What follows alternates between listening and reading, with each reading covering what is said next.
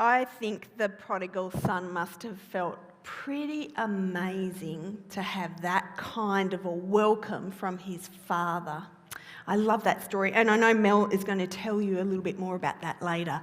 So, here I have a big glass jar. I have a container with water.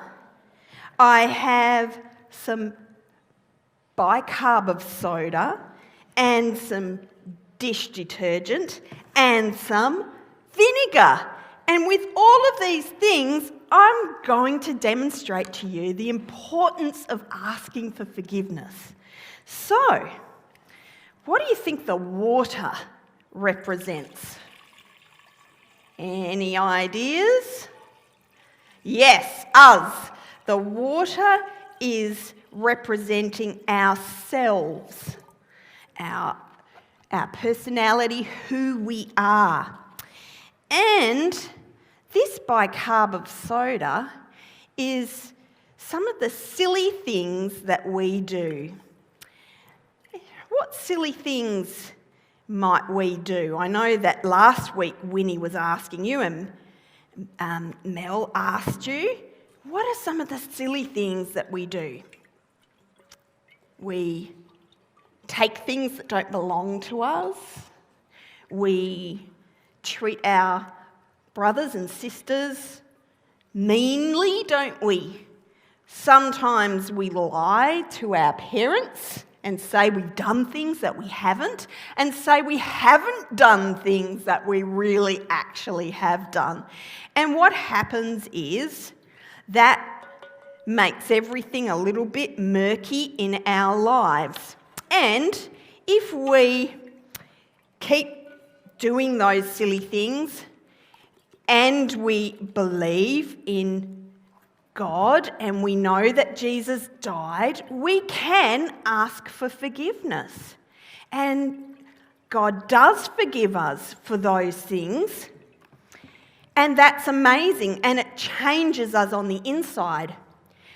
But there's still something that isn't changed, and that's the relationships with other people.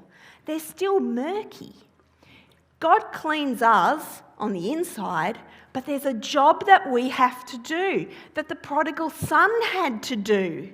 What is that? What do we have to do? Yep. We actually have to restore those relationships. We have to recognise the things that we have done that haven't been right.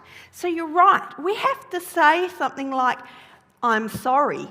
But there's a really cool way that you can say, I'm sorry. And it goes like this. You have to say, I'm sorry. It was wrong of me to do whatever it is that you did. It must have felt really bad. Will you forgive me? What can you see happening? It's exploding. It is. Look at this. It's making all those mistakes, all that yucky, cloudy stuff. What is happening to that? It's exploding, and it's light, and it's airy, and it's kind of cool, isn't it? And you know what? It's not nice when we really know that we've not been the person that we want to be.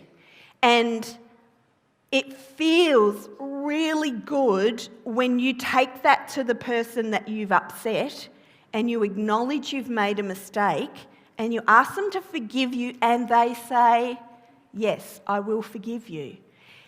It does something really awesome in our lives. So we've got to remember God does forgive us and we are forgiven and we're right.